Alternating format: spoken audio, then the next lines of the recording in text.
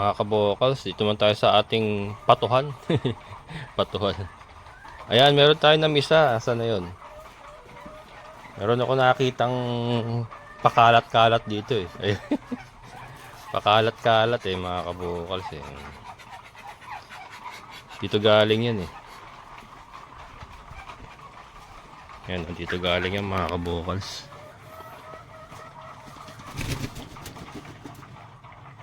Bugok na ba yun? Wala na, iniwan yan eh. Ayan. Meron pa tayo mga eggs dito. Ito ba may itlog? Wala. Ito. Alam ko nililimliman na rin yan. Ayan. Ayan sila. Ito. Wala. Wala. Ayan. So ito gagawin ko mga kabukals kasi nga ano na eh. Ito ibabahala style ko na ito mga kabukals yung ating mga pato. Hindi ko na pakikialaman, ganyan na lang sila. Kaya lang tatanggalin ko na tong harang. Tong harang na papunta sa ilalim ng kambingan natin. Para dun sila magsisilong pagka gabi or pagka maulan. Dun niya dadalhin yung mga anak niya. Yun din itong iba rin makasisilong din. Yan, hindi na natin sila hayaan na natin muna. Tignan natin kung gaano katibay talaga or gaano kagaling yung pato mag-alaga. Yan, kasi yun nga ayoko na rin kasi hindi ba nagbabawas tayo ng gawain. So ayoko na yung ikukulong pa tas dagdag pa dun sa asikasuhin natin dun na Anyway, naman ang concentration kasi nga natin ngayon sa mga layers na saka sa mga decal brown breeders, baboy natin, kambing natin. Ito mga pato, mga panggulo na lang ito. So bahala style na tayo sa pato mga kabokals. Hindi na rin natin masyadong gagastusan kasi pagka kinulong natin yan, obligadong i-starter feeds ko yan.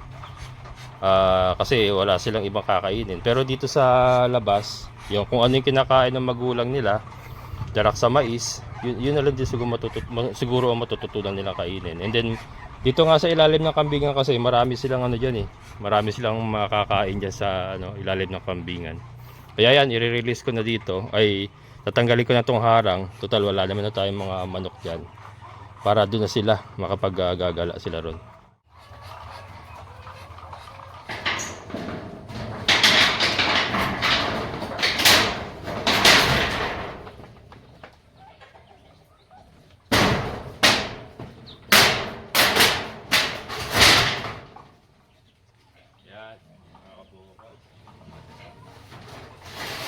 Mga yero magagamit.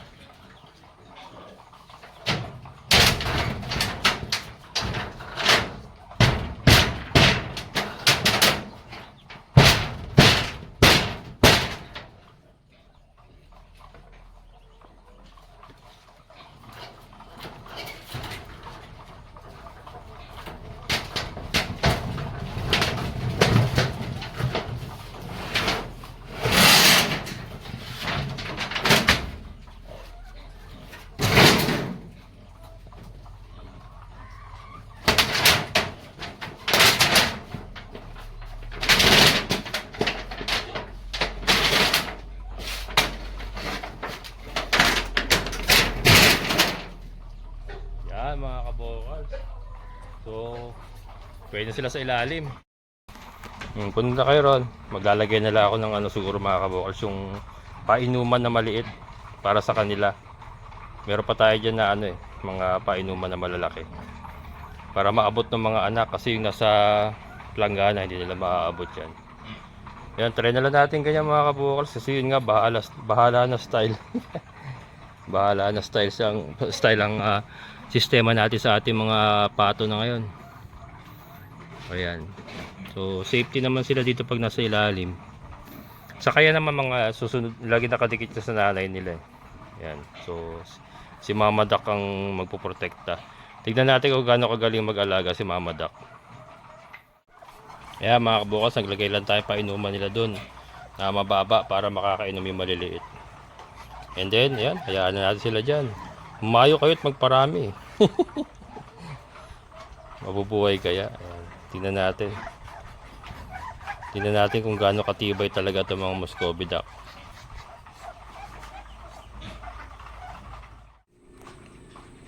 Ito sila mga kabukals, oh. Nanginginain na.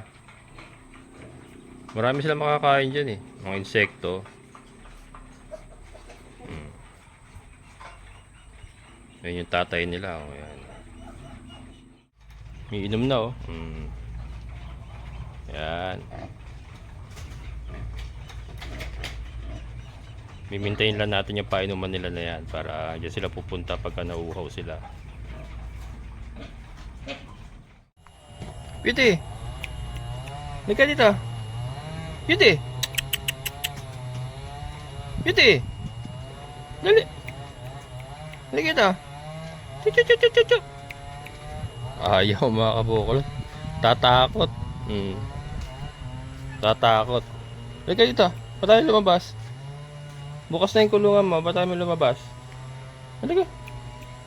Dali! Dali na! Beauty. Halika. Halika na. Beauty. Labas na lang. Punta ka na sa kubo. Halika na. Halika. Pa tayo lumabas. Ha? Pa tayo lumabas. Halika na, dali. Halika na. Dali na. Beauty. Chuchuchuchuchu. Beauty. Dali. Ay, lumabas mga kabukas. Natatakot sa bad girl. Ayan yung ating bad girl. Yung ating bad girl na kulong na. Tatakot sila, pareho sila. Yung si Bella. Ayaw din lumabas sa kubo. Parehas kasi nakatikim yung dalawa na yan. Parehas nakatikim yung dalawa na yan kay Chloe. Ayan na, ayan na. Halika na. Ito na, Bella. Halika, dali. Bella. Takot. Takot sila dito mga kabukals. Parehas kasi nakatikim Yan ay kulong na nga natin si Chloe. Diyan ka muna bebe ko ha. Diyan muna bebe ko ha. Makakawala ka pa rin. Diyan ka lang muna. Yung si Beauty ayaw. Ayaw talaga. Yan, wala na naman tigil ang ulan mga kabukals. Halika na, dito na. Dali na, dali.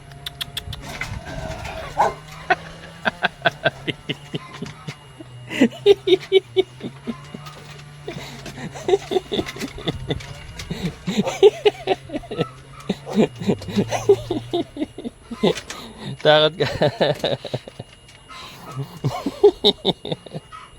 Natakot mga kabukals. Takot talaga sila kay Chloe. Grabe. Nakita nyo naman, dumaan lang. Nag-beast mode na naman, dumaan lang. Ano? Nakatawid ka na. Nakatawid ka na. Nakatawid din. Kaya na pa gusto tumawid yan, hindi siya makatawid Natakot Wala, nakakulong na yung bad girl. Nakakulong yung bad girl. Hindi ko naman naabuti nun. Ayan. Yung ating mga ducklings na pinakawalan mga kabukals, ayun pa rin sila. Kompleto pa rin. Ayan. Yung nagtatampisaw sa sa tubig ng ulan. 6 pa rin sila mga kabukals. Siguro maganda rin talaga yung ganyan na ano. Kaya dito tayo sa taas. Yan, dito tayo sa taas ng kambingan. Siguro mga kabukas maganda rin yung ganyan na ano, na hayaan natin silang pawalan. Kasi ano, nakapaglulublob sila oh. Lalo na ganitong tag-ulan.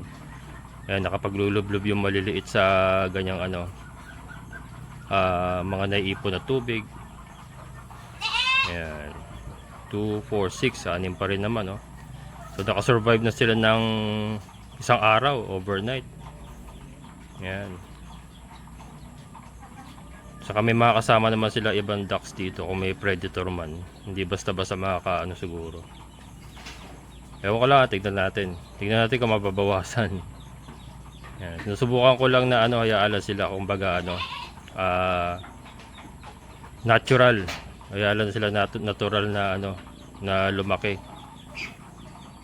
Tignan natin kung gaano kaganda. Para ano rin, less alaga din.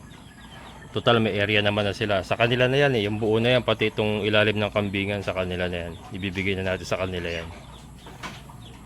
So halo-halo na yan. Yung mga langaw busters natin, ilalabas ko na rin yan. Lilinisin ko lang yung mga nakasakong ipot sa loob para malinis yung loob. Then papapasukin ko na lang uli sila pagka dumami na uli yung langaw. Sa ngayon kasi wala masyadong langaw na eh.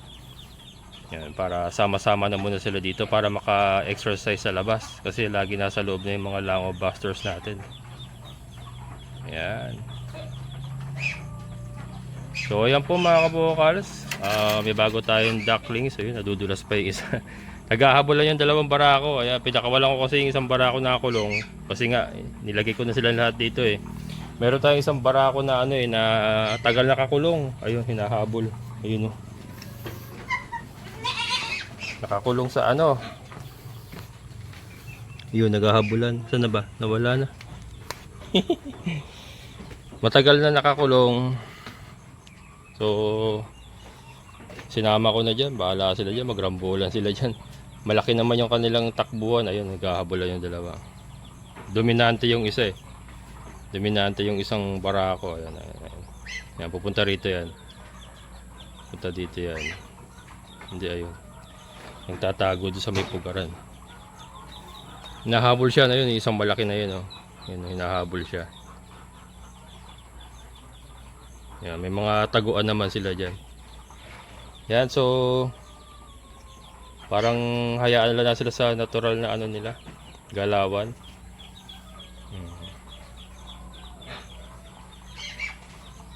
So anim ang ating, ilan ba ito?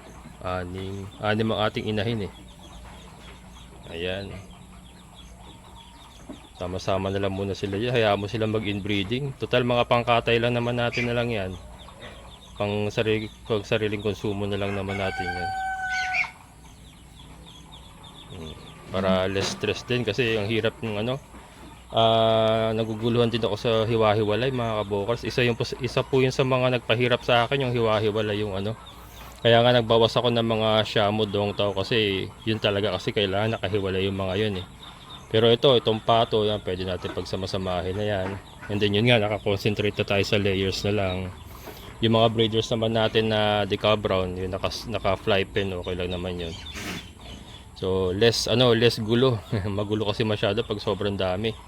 At nawawalan na tayo sa umpisahan na natin i-organize itong ating alagaan. Kaya nga nagbabawas tayo ng kumbaga natin, sinusolidify natin yung mga lahi na gusto nating i-keep. Katulad ng mga Deca Brown natin, layers, ayan. Yan po yung mga dadami talaga dito. Nawala na yung iba, wala na tayong Kabir, wala na tayong Dongtao Shamu, ayan. May mga umorder pa rin po ng ng Shamu chicks, wala na po. Wala na po tayong mga Shamu ha. Ano na tayo? Pure egg business tayo. Yan po ang aking tatahaki ngayon. Pure egg business, and then yung ating mga baboy, piglets, andyan. And then ito mga pato, pangkain-kain natin. Ayan.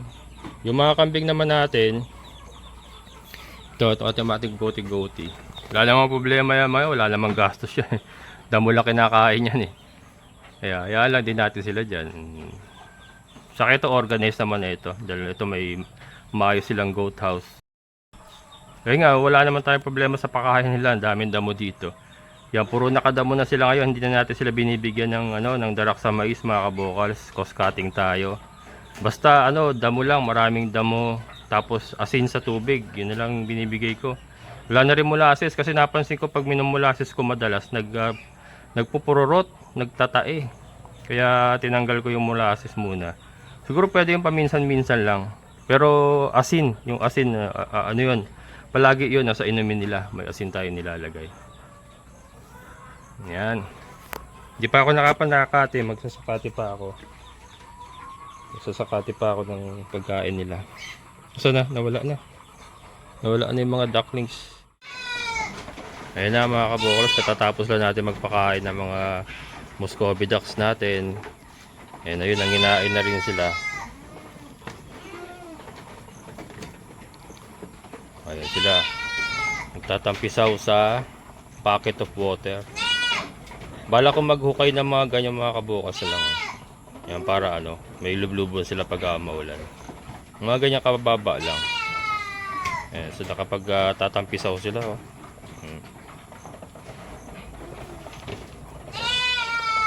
Nanginain na sila dyan. Nanimot na yung mga yan. Kaya busog na rin yan. Ayan Yan ang kanilang pakainan.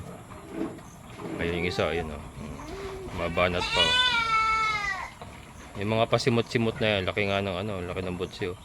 Mga pasimot-simot na yan ay okay na rin yan para makasurvive sila kasi nakapanginginain pa naman yan. Nakakain sila ng mga insekto. Saka kung ano pa mga nakakain sa lupa. Lalo na dito sa ilalim ng kambingan. Dahil maraming dyan, nag-accumulate na yung mga insekto dyan sa lupa gawa ng yung pupo ng ating mga kambing naiipon din dyan. Ayan importante rin yata yung nakapaglulublob sila ng ganyan as early as as young as 3 days na ganyan. Nakapaglulublob sila sa pocket of water na ganyan. Kasi nga yan mga waterfall naman yan kaya yan ang gusto talaga nila So yun na rin ang iniinom nila. Yan na rin ang iniinom nila. Pero may waterer tayo doon. Ayan Ayan. Yun. Yung isang uminom. Ayun inom pa yung isa. And hindi sila mga kabukal. So hindi sila ginagalaw ng ibang malalaki. Hindi sila ginagalaw. Galing. Ayan. So yun ating bagong style ng pag-aalaga ng Muscovy duck. Less hassle. Less management. Ayan nga. Kaya naman sila ay matitira. Yan ang dahilan kung ba't sila matitira. Kasi nga, less management Hindi naman halos hindi naman madadagdagan yung ating trabaho. Papakain nila natin sila umaga hapon. Tapos make sure lang na may tubig sila dyan. Okay na sila dyan. Andyan lang sila, di ba? So hindi pa rin masyadong abala para sa atin. Ayan. Matapang din yung nanay mga kabukals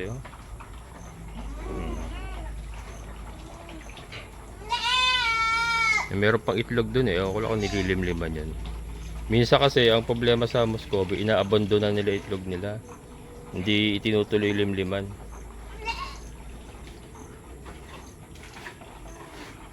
Ayan.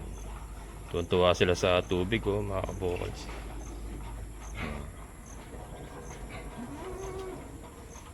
Wala na naman tigil ang ulan. May low pressure na naman yata. Alam ko lumabas na yung bagyo Pero low pressure na lang siguro ito hinihila. Habagat. Ayan.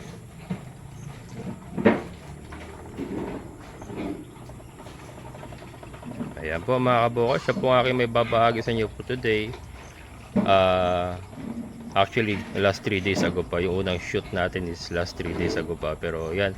Ito nga yung ating bagong estilo ng pag-aalaga ng ating Muscovy duck. Hassle free, less management.